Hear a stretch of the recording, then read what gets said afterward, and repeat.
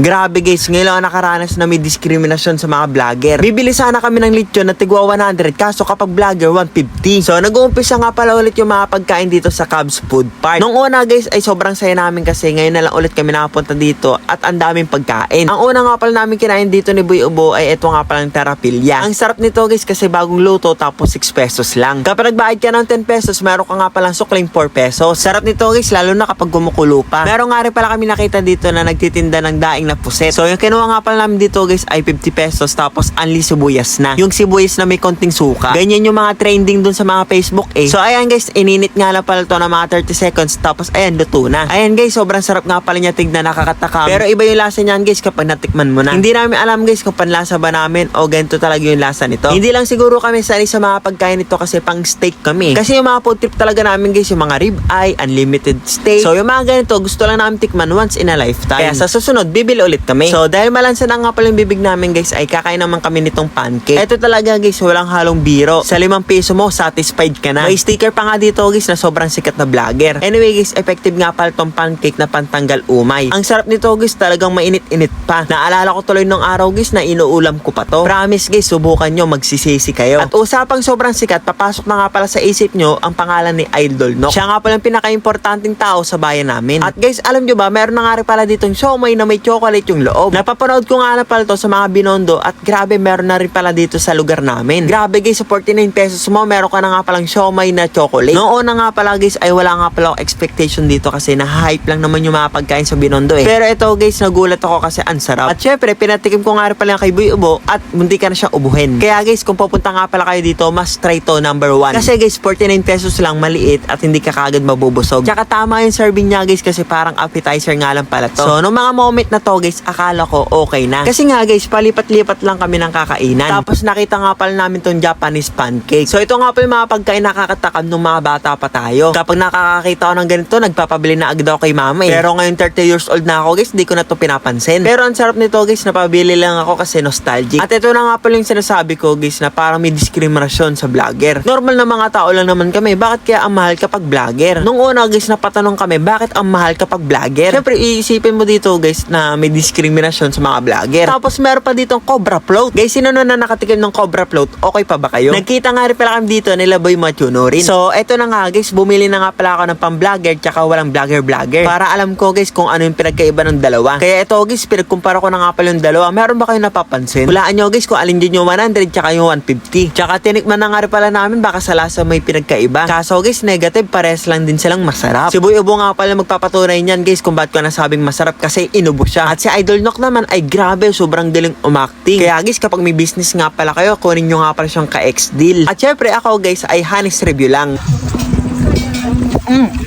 Ang lambot.